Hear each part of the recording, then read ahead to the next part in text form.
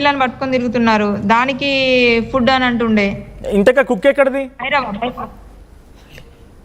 రకరకాలుగా అడుగుతుండే తనకు. ఇంతకీ ఆ కుక్ ఎక్కడిదమ్మా? ఆ కుక్ ఎక్కడిది? భైరవ దాని పేరు, కుక్ ఎక్కడిది అది? కుక్క అది ఎవరో ఫ్రెండ్ గిఫ్ట్ ఇచ్చారని చెప్పిండ్రు. తనకు ముందు అన్న ముందు నేను ఇచ్చాను, ఒక బ్లాక్ ల్యాబ్ కుక్ ఇచ్చాను నేను తనకి. ఓకే, ఇది రెండో కుక్ అయితే. ఆ కుక్క ఫొటోస్ కూడా నా దగ్గర ఉన్నాయి.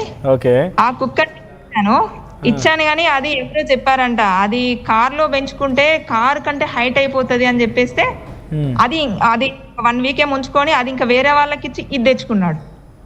మీరు ఇచ్చిన గిఫ్ట్ కుక్కని కాస్త వేరే వాళ్ళకి ఇచ్చేసి మళ్ళీ అక్కడ నుంచి వేరే తీసుకొచ్చుకున్నాడు వేరే వాళ్ళకు. ఇచ్చింది ఇప్పుడు ఈ కొత్తది ఇంకో ఇచ్చిన ఆ మహిళ ఎవరు ప్రొడ్యూసర్ అని విన్నా, కరెక్ట్ గా నాకు తెలీదు.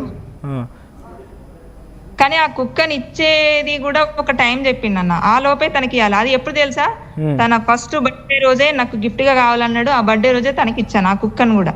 అంటే మీరిద్దరు కలిసినాక ఫస్ట్ బర్త్డే కంటే ముందు బర్త్డే రోజు జనవరి 1 రోజు నాకు కుక్కని ఇచ్చాను. ఓకే, మీరు ఆ రోజు కుక్కని ఇచ్చారు, మెళ్ళో తాళి కూడా కట్టేశాడు ఆయన. ఇక ఆ తర్వాత మళ్ళీ ఎప్పుడన్నా మీ కాంటాక్ట్ లోకి వచ్చింది ఎప్పుడు? జనవరి 1 నుంచి తర్వాత అన్న ఒక 15 డేస్కి వచ్చిండు అన్న. నేను చాలా ఫోన్లు చేసిన రెస్పాండ్ లేదు. 15 డేస్ కి వచ్చిండు, ఏదో పెద్ద కార్యాచరణలో ఉన్నా. అప్పుడు ఈ వెమ్లవాడలో దర్గాను కూల్చేస్తాను ఒక టైం పెట్టింది చూడండి, ఫిబ్రవరి 3 అనుకుంటా. అదమ్మా, జనవరి 1 నుంచి 15 రోజుల వరకు మీరు మాట్లాడలేదు, 15 రోజుల కాంటాక్ట్ లోకి వచ్చాడంటే ఒక నిమిషం, ఇక్కడ మీ బంధువులకి మీ మామ వాళ్ళందరూ తెలుసా మెల్లో తాళి కట్టినట్టుగా? వాళ్ళకి తర్వాత తెలిసింది. అంటే నేనే పట్టించుకోలేదు, అదొక రాక్షస వివాహం అని. ఆ తర్వాత ఇలాంటి న్యూస్లు చూసి అడిగితే సో ఇలా జరిగిందని నేను అప్పుడు చెప్పుకున్నాను, వాళ్ళకు కూడా తెలియదులేండి. ఓకే, జనవరి 15 రోజు ఫోన్ మాట్లాడా మీతో? 15th రోజు కాదన్నా, 15th రోజు కాదు నాకు. సరే ఎగ్జాక్ట్ డేట్ గుర్తులేదు. సరే, మీతో ఫోన్ మాట్లాడాడు మళ్ళీ కొన్ని రోజుల తర్వాత, ఏం మాట్లాడాడు? అప్పుడప్పుడు చేసేవాడు అన్న, 10 డేస్కి ఒకసారో 15 డేస్కి ఒకసారో చేసేవాడు. ఇంకా నేను కూడా తర్వాత పట్టించుకోలేదు, నేను అంటున్నాను కదా, నేను కూడా తర్వాత సరిగా పట్టించుకోలేనని. కాకపోతే ఎందుకు ఇలా దూరంగా ఉన్నావు ఎందుకు అంటే ఫోన్ చేసినప్పుడు అడిగేదాన్ని. అంటే డబ్బుల కోసం ఫోన్ చేసిన ఆయన మీరు మాట్లాడితే స్పందించకపోయేవాడా? అంటే డబ్బుల కోసం ఎప్పటికీ ఫోన్ చేసేవాడు అంటున్నారు. అర్థం కాలేదన్న. డబ్బుల కోసం మీకు ఫోన్ చేసా ఆయన అంటే మీ పైన మెళ్ళో వివాహం అయిందని చెప్పి వెళ్ళిపోయిన తర్వాత నుంచి మళ్ళీ ఎప్పుడు మధ్యలో మాట్లాడలేదు, ఇక్కడ డబ్బుల కోసం మాత్రం చేసేవాడు. అప్పుడప్పుడు డబ్బులు అడిగేవాడు, అప్పుడప్పుడు బాగున్నావా ఏం చేస్తున్నావు, నేను ఇదే ఏమన్నా అంటే కార్యాచరణ. ఓకే, సో డబ్బులు ఎన్నిసార్లు ట్రాన్సాక్షన్ చేసావు? ఎంత డబ్బులు మోసపోయావమ్మా ఇప్పటి వరకు నువ్వు? డిస్కనెక్ట్ అయిపోయిందా? తను డిస్కనెక్ట్ అయ్యారు, మళ్ళీ అందుబాటులోకి వస్తారు. మా వాయిస్ వినపడుతుందా? అది చెప్పండి అన్న, అంటే ఇప్పటివరకు ఎంత డబ్బులు ట్రాన్సాక్షన్ చేసావు, ఎంత మోసపోయావమ్మా? నేను అవి సబ్మిట్ చేశానన్నా, నేను ఇప్పుడు చెప్పలేను నేను. సరే, అప్రాక్స్ కొన్ని లాక్స్ లో ఉంటుంది. లాక్స్ లో ఉంటుంది. ఓకే, అడిగినప్పుడల్లా డబ్బులు కొట్టుతుండేది, మరి నాకు రిటర్న్ ఎలా ఇస్తారనుకున్నావు? తనకి ఎలా డబ్బులు వస్తాయి అనుకున్నావు? తన ఒంటిపైన వస్త్రమే లేదు, ఆయన తిరుగుతూ ఉంటున్నాడు దేశాలు పట్టుకొని. అన్న ఫస్ట్ నమ్మించడానికి నాకు 2-3 టైమ్స్ నేను పంపిన అమౌంట్ నాకు రిటర్న్ చేసిండు. ఓకే, నాకు పంపించిండు, నేను పంపడం నేను పంపడం. ఆ తర్వాత ఇంకా రాలేదు తన దగ్గర నుంచి, అయిపోయినాయి. ఓకే, సో లాస్ట్ నీతో మాట్లాడింది ఎప్పుడు? అదే అన్న నవంబర్లో. కాదమ్మా, నేనేది ఇప్పుడు ఈ మధ్య కాలంలో లాస్ట్లో నీతో మాట్లాడింది ఎప్పుడు? జనవరి 1 మీ వెడలో తాళిగట్టాక 15 రోజుల తర్వాత ఒకసారి మాట్లాడన్నారు కదా, ఆ రోజు ఏం మాట్లాడాడు, ఏం చెప్పాడు మీకు? మళ్ళీ వస్తానన్నాడా? ఆశ్రమం ఏడబోయింది?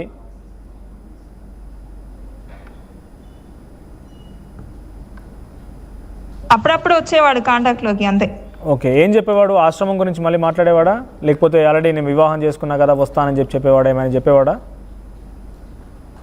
ఇక ఆశ్రమం అంటే అన్న ఏమైంది చూసావా ఎక్కడ ఏంటి అని మాట్లాడుతుండే, కానీ ఇక అంటే అన్న నేను ఎట్లా చెప్పాలి, అది క్లోజ్నెస్ అనేది తగ్గింది. ఇంకా ఒకప్పుడు ఇంత అభిమానంగా మాటలు ఇంకా తర్వాత నాకు కనిపించలేదు. అంటే మీరు అడగలేదా నా మెల్లో ఈ రకంగా ఎందుకు చేసావు, మరి ఏంటి వస్తున్నావా లేదా, ఆశ్రమం అన్నావు ఏదో అన్నావు, డబ్బులు ఇచ్చాను కదా డబ్బులు ఇస్తున్నావా లేదా అని ఎప్పుడు అడగలేదా మీరు? అన్నా నా డబ్బులు ఇచ్చాను కదా డబ్బులు ఎప్పుడు ఇస్తావు, నా మెల్లో తాళి కట్టావు, ఆశ్రమం అన్నావు, ఎప్పుడు వస్తున్నావు ఏంటి అని అడగలేదా అంటున్నా. అన్న రాక్షస వివాహం గురించి నేను ఎప్పుడు అడగలేదు, కానీ గురించి తనే చెప్తుండే నేను ఇస్తాను ఇలాగొస్తాను కదా ఇస్తాను అనేవాడు అంతే. ఓకే, ఎక్కువగా నేను క్లోజ్ గా మూవ్ కాలేదన్న అంతే. ఇంకా నేను మళ్ళా తర్వాత ఏంటంటే ఈ ఫిబ్రవరి నుంచి ఆ వర్షిని పట్టుకొని తిరుగుతున్నాడు కదా, అది చూసి ఇంకా నేను తనతోటి నేను చాలా దూరం ఉన్నాను.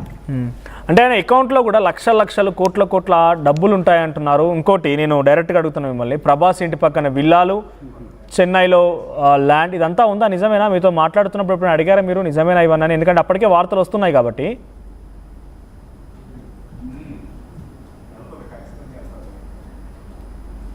అమ్మా నేను మాట్లాడేది వినిపిస్తుందా మీకు రాధిక గారు? రైట్, మళ్ళీ రీకనెక్ట్ అవుతారు.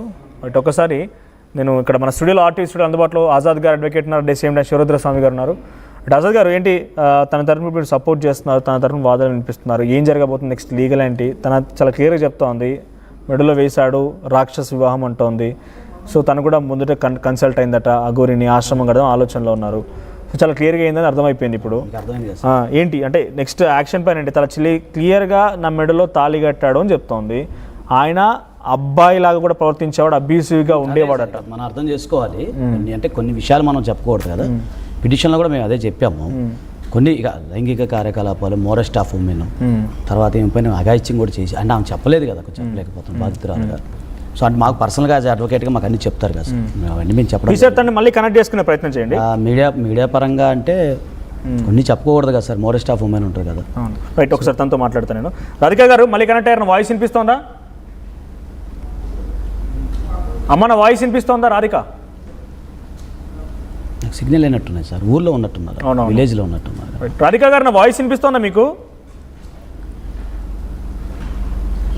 విలేజ్లో ఉన్నట్టున్నారు. మళ్ళీ రీకనెక్ట్ అవుతాను, మీరు చెప్పండి. ఇప్పుడు అంటే ఇక్కడ ఒకటి సార్, మీరు విన్నారు కదా, ఆమెకి ఒక ఆలోచన ఉంది, ఏది మొత్తం ఒకటే ఎలా వెళ్ళాలి, దైనందిక కార్యకలాపాలు, దైవానికి సంబంధించిన కార్యకలాపాలు ఈ విధంగా ఉన్నాయి. అంటే ఇతను సేమ్ ఇదే కాపీ పేస్ట్ కూడా మనం వర్షిని విషయంలో చూసుకోవచ్చు. వర్షిని కూడా వాళ్ళ నాన్నగారు వాళ్ళ అన్నయ్య కూడా ఇది సేమ్ ఇదే వర్షం చెప్పారు. ఆ వర్షిని కూడా చిన్నప్పటి నుంచి దైవభక్తి ఎక్కువ, సో దైవంలో ఏదో మమేకం అవ్వాలని చెప్పేసి గతంలో కూడా ఇలా సాధు సన్యాసుల్ని కలవటం అని చెప్పి, అంటే ఇతను రాక మునుపు. సో ఈ విధంగా ఉన్నప్పుడు అక్కడ మంగళగిరి దగ్గర ఇతను ధర్నా చేశాడు కదా ఆ రోజు. చేసినప్పుడు ఒంటి మీద బట్టలు లేవు, అప్పుడు అందరూ భయపడుతుంటే ఎవరు అన్నారంట కనీసం ఆయనకి క్లాత్ ఇవ్వండి అని చెప్పి. ఈ అమ్మాయి ఒక్కతే భయపడకుండా, ఆమె కరాటే కూడా వచ్చింది, వాళ్ళ నాన్నగారు చెప్పిన విషయం చెప్తాను, వర్షినికి. సో భయపడకుండా ఒక డేర్కి వెళ్ళి ఆమెకి క్లాత్ ఇచ్చారంట. సో అప్పటి నుంచి జరిగింది. అంటే ఇతను ఎవరైతే ఈ యొక్క దైవిక సంబంధించిన విషయాలు, సామాజిక అంశాల పట్ల స్పృహ, అలాగే దైవానికి సంబంధించిన విషయాలు ఎవరైతే ఉంటారో వాళ్ళందరినీ ఈ విధంగా అట్రాక్ట్ చేయటం, వారిపైన లైంగికంగా దాడులకు పాల్పడటం. తన నుంచి ఆస్తుల విషయం అడుగుతాం, ఒకసారి డైరెక్ట్ ఫోన్ లైన్లో తీసుకోండి. ఏమంటారు? ఫోన్ లైన్లో తీసుకోండి తనని. ఏమంటారు? తన రాధిక ఫోన్ లైన్లో తీసుకోండి. తీసుకుంటాను, కాల్ చేయండి. చేస్తాను. శివరుద్ర స్వామి గారు చాలా క్లియర్గా డైరెక్ట్గా చేయండి, ఫోన్ చేయండి. ఎక్స్పోజ్ అవుతుంది, చివరిగా మనం కొన్ని విషయాలు మాట్లాడిన తనతో కూడా. సో ఏంటి లీగల్ ఫైట్ ఏం చేయబోతున్నారు? మీరు చాలా స్ట్రిక్ట్గా ఉన్నారు, మీరు అఘోరి పైన ఏకంగా కాశీకి వెళ్ళి నేను ప్రెస్ నోట్ రిలీజ్ చేస్తాను మనం కూడా చెప్పుకొచ్చారు. ఏం ఇక్కడ దాకా వచ్చింది? వాట్సాప్ చేశాను కూడా, చేయండి ఒకసారి. వాట్సాప్లో వచ్చింది ఒకసారి పీసీఆర్. నేను కాశీ నుంచి అఖాడా వాళ్ళు రిలీజ్ చేసినటువంటి ఒకటి నేను పంపిస్తున్నాను మీకు. సో ఏముంది అసలు, ఏం చెప్పారు వాళ్ళు? ఎల్లూరి శ్రీనివాస్ బ్రహ్మ విష్ణు పరమేశ్వరుడు అని చెప్పి, అలా అలియాస్ ఎల్లూరి అని చెప్పేసి ఎల్లూరి శ్రీనివాస్ అని చెప్పి తిరగడం. 15 అఖాడాలకు సంబంధించిన వాళ్ళందరూ కూడా నిర్ణయం తీసేసుకొని ఇప్పుడు వాళ్ళు తణుకు నుంచి ఉప ముఖ్యమంత్రి రాజేష్నాథ్ అఘోరా గారు అక్కడ కాశీలో ఒక లెటరు స్టాంప్ వేసే సిగ్నేచర్, ఇక్కడ ఈయన గారి విషయంలో స్టాంప్ వేసి సిగ్నేచర్, మ్యాటర్ అంతా రాసేసి సనాతన ధర్మం పేరిట జరుగుతున్న ఇలాంటి విషయ వివరణలో జాగ్రత్త పడాల్సిన అవసరం ఉన్నది. ఇది అఘోరాలకు సంబంధించినది, అఖాడాలకు సంబంధించిన విషయం ఎట్టి పరిస్థితుల్లో కాదు. వ్యక్తిగతంగా వచ్చాడు ఆయన, పేరు తర్వాత జెండర్ అన్న డిస్కషన్ రావడం, ఈ విషయమైన వివరణ ఉన్నది అని చెప్పి రాసి ఉంచారు. మీరు ఏంటంటే రాజేష్నాథ్ అఘోరా గారితో మాట్లాడాల్సిన అవసరం కూడా ఉంది. నేను కనెక్ట్ చేసి ఇస్తాను స్వామి గారితో. మీరు కొన్ని ప్రశ్నలు ఇవ్వాలి. ఇది అయిపోయినాక మీరు మాట్లాడతారా? అది ఇల్లు ఇంటికి వెళ్తా ఉంటున్నారు. అవునా? ఇంటికి వెళ్ళి మళ్ళీ ప్రశాంతంగా చేస్తూ ఉంటారు, మాట్లాడుతూ అంటున్నారు. అదే రామ్ గారు చెప్పారు, గోయింగ్ టు హోమ్ అని పెట్టారు. ఒకసారి మనం తణుకులో ఉన్నటువంటి రాజేష్నాథ్ అఘోరా మీరు ఎవరు? అవును, మీకు అఘోరాలకు సంబంధం ఏమిటి? ఓకే, అసలు మీరు ఏమనదలుచుకున్నారు? మీరు ఎందుకు బయటికి రాదలుచుకోలేదు? అసలు అఘోరాలు ఎలా ఉంటారు అన్న విషయాలు మీరు మాట్లాడితే ఒక స్పష్టత రావాలి. ఎందుకంటే ఇప్పుడు మేమే ఏదో వచ్చేసేసి కూర్చొని ఆజాద్ గారు ఏదో కానీ కాకుండా వాళ్ళ దగ్గర నుంచి సమాధానం కూడా సమాజానికి చాలా అవసరం కదా స్వామి. ఇన్ఫాక్ట్ చివరి నిమిషంలో తన పైన కూడా అనేక సంచలన ఆరోపణలు చేసింది రాజేష్నాథ్ అఘోరా. చాలా చేసింది స్వామి. నేను ఆర్టీవీ అధికారికి ఇస్తున్నాను, అది జర్నలిస్ట్ గారికి మాట్లాడండి. లైవ్లో ఉన్నాను చెప్పాను. లైవ్లో ఉన్నాం చెప్పాను. మీరు రాజేష్నాథ్ అఘోరా గారు నమస్తే అండి. నా పేరు మనోజ్ అండి. నా వాయిస్ వినిపిస్తున్నా మీకు? ఓకేనా? వినిపిస్తుందండి, క్లియర్గా ఉంది. రైట్. రాజేష్నాథ్ అఘోరి పీసీఆర్ ఫోన్ లైన్లో.